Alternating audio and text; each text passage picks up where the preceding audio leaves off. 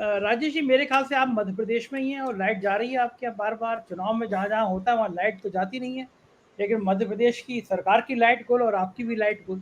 ये जो आज मध्य प्रदेश की रैली हुई है वो कई तरह के सवालों में घेरे में पहले से भी है। क्या लगता है आपको, मोदी जी परेशान हैं? क्या राहुल गांधी पिछड़ों और दलितों के बीच में अपनी पहचान बना पा रहे हैं? आपकी टिप्पणी। देखिए, राहुल गांधी ने जो अभी हाल के दिनों में समाज के पिछड़े वर्गों और अनुसूचित जाति और जनजाति के लोगों के लिए जिस तरह से महिला आरक्षण विधेयक पर अपना एक रुख साफ किया है और मांग की है, उसने भारतीय जनता पार्टी को बैकफुट पर ला दिया है। और थोड़ा सा मैं बैकग्राउंड बता के फिर मैं आपके प्रश्न के उत्तर में आता हूं कि देखिए, बात यह है कि 2019 तक का जो राहुल गांधी था वो एक अलग राहुल गांधी था। भारत जोड़ो यात्रा ने राहुल गांधी का वैचारिक आधार भी मतलब काफी हद तक बदला है। कई तरह से उनको अब सोचने के लिए बाध्य किया है। हालांकि हम आपकी बहसों में ये बात करते रहे हैं कि कांग्रेस की दरअसल दुर्गति या कांग्रेस की जो अवस्था खराब हुई, वो क्यों खराब हुई? 90 के बाद हमने देखा कि जो कांग्रेस का मूल वोट बैंक था आजादी के बाद का, वो दलित भी उसके साथ थे, अनुसूचित जाति के लोग भी उसके साथ थे, जनजाति के लोग साथ थे, पीछे ओबीसी के लोग साथ थे, सवर्ण उसके साथ थे, दक्षिणपंथी उसके साथ थे और वामपंथी भी उसके साथ थे। मतलब एक कंपोजिट किस्म की एक शक्ल कांग्रेस की थी जो आजादी के आंदोलन से निकली थी और उसमें सारे वर्ग, जाति, उपजाति सब उसमें शामिल थे। लेकिन जब लगातार उस कांग्रेस को कामयाबी मिलती रही तो हमने देखा कि फिर दलित वोटों के आधार पर एक नई पार्टी 90 के दशक में आ गई, बहुजन समाज पार्टी। उसके साथ ही साथ ओबीसी के लिए एक अलग समाजवादी पार्टी आ गई, जो मतलब अल्पसंख्यकों की भी नुमाइंदगी भी करती थी, लेकिन मुख्य रूप से ओबीसी उनका एक बड़ा कोर वोट बैंक था। तो अल्पसंख्यक छिटक गए, दलित छिटक गए और ओबीसी छिटक गए। आदिवासी वोट अभी भी कांग्रेस का एक बड़ा कह सकते हैं कि आप उनका एक बैंक है। सवर्ण में पहले ही भारतीय जनता पार्टी के पास ब्राह्मण और जो सवर्ण वैश्य जो है वो जा चुके थे। तो अब जो यात्राएं हुई उसमें राहुल गांधी को, मुझे ऐसा लगता है कि शायद जिस तरह से दलितों का और ओबीसी का और अनुसूचित जनजाति का जो समर्थन मिला, उसने उनको ये सोचने पर बाध्य किया कि शायद अगर हम मूल वोट बैंक जो कांग्रेस का है, या जनाधार मैं कहूं ज्यादा बेहतर और परिपक्व शब्द है, कि कांग्रेस अगर अपने जनाधार की ओर लौटे तो शायद उनको पुरानी वाली स्थिति पाने में कामयाबी मिलेगी। अब मैं बताता हूं एक उदाहरण का। आपने मोदी जी के का सवाल किया था और मैंने कहा था बैकफुट पर कैसे लाई। उधर संसद में महिला आरक्षण विधेयक पर ओबीसी, अनुसूचित जाति और जनजाति वर्गों के लिए राहुल गांधी आरक्षण की स्पष्ट मांग करते हैं और वो ये कहते हैं कि ये नुमाइंदगी तत्काल हो सकती है, उसके लिए ये कोई परिसीमन और तमाम सारी इस औपचारिकताओं की आवश्यकता नहीं है।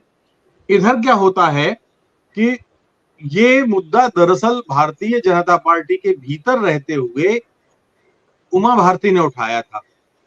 और मैं याद दिलाना चाहता हूं कि जब देवेगौड़ा प्रधानमंत्री हुआ करते थे तो उमा भारती ने ये मुद्दा उठाया था कि महिला आरक्षण विधेयक, क्योंकि तब का चल रहा है, तो महिला आरक्षण विधेयक में ओबीसी और अन्य दोनों वर्गों की नुमाइंदगी होनी चाहिए। तो इसके बाद विचार के लिए ये मुद्दा चला गया। जब इस नहीं आया तो उधर राहुल गांधी ने बोला और इधर उमा भारती ने एक तरह से बड़े आक्रोश भरे सुर में प्रधानमंत्री को एक चिट्ठी लिख दी कि ये तो मैं कब से उठा रही हूं और अब देखिए कांग्रेस ये मामला उठा रही है और आपने किया नहीं, तो आपने नहीं किया तो ये होना चाहिए, तत्काल करिए।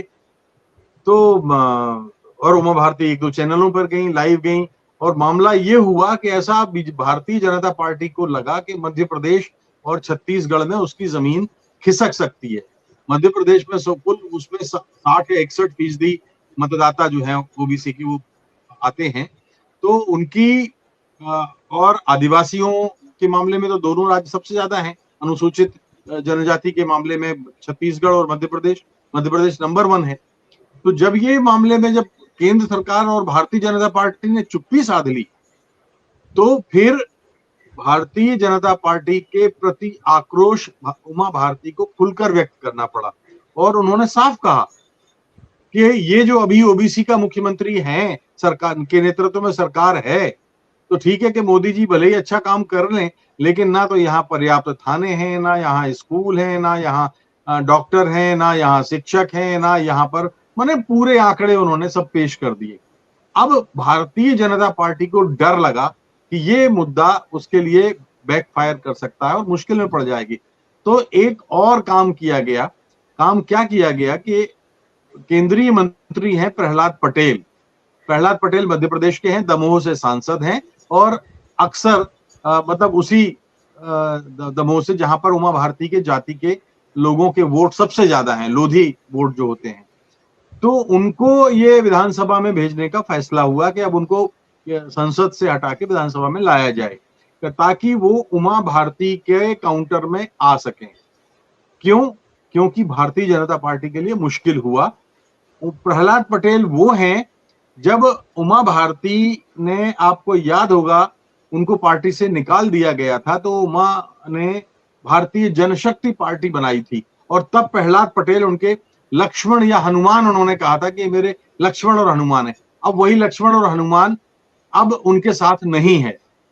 तो इसका अर्थ यह है कि भारतीय जनता पार्टी को राहुल गांधी ने एक ऐसी स्थिति में ला दिया है कि जहां वो आक्रमण की स्थिति में नहीं है, वो बचाव की स्थिति में है।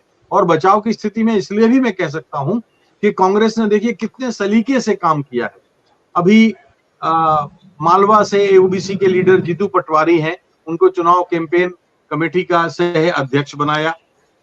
वो मध्य भारत से भोपाल की जो मेयर रही विभा पटेल, वो उनको जो है महिला कांग्रेस का अध्यक्ष बनाया।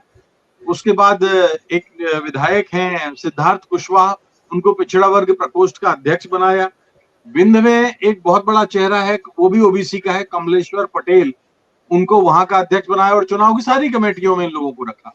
इसका मतलब यह है कि कांग्रेस ने अब ओबीसी और अनुसूचित जाति और जनजाति के मसले पर भारतीय जनता पार्टी की चारों तरफ से घेराबंदी कर दी है और यही एक वर्ग था जिसमें सेंध लगाने की भरपूर गुंजाइश थी, क्योंकि भारतीय जनता पार्टी के पाले में अभी भी सवर्ण वोटों का एक बड़ा प्रतिशत है।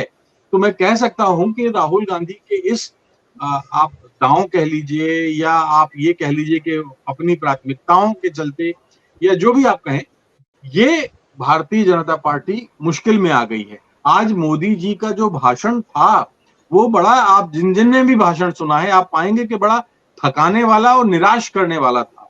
लोग एक प्रधानमंत्री से उस तरह की उम्मीद नहीं कर रहे थे। इसका अर्थ ये है कि सचमुच में प्रधानमंत्री के को अब कोई ऐसे मुद्दे नहीं सूझ रहे थे जो मध्य प्रदेश या छत्तीसगढ़ या उस तरह के इन इलाकों में किए जाएं, क्योंकि भोपाल एक केंद्र, भोपाल छत्तीसगढ़ मध्य प्रदेश की राजधानी रहा है, तो यहाँ से संदेश दोनों राज्यों में जाता है। तो इसलिए मैं कहूंगा कि राहुल गांधी के इस वार ने यकीनन भारतीय जनता पार्टी को मुश्किल में ला दिया है। जी संजय जी।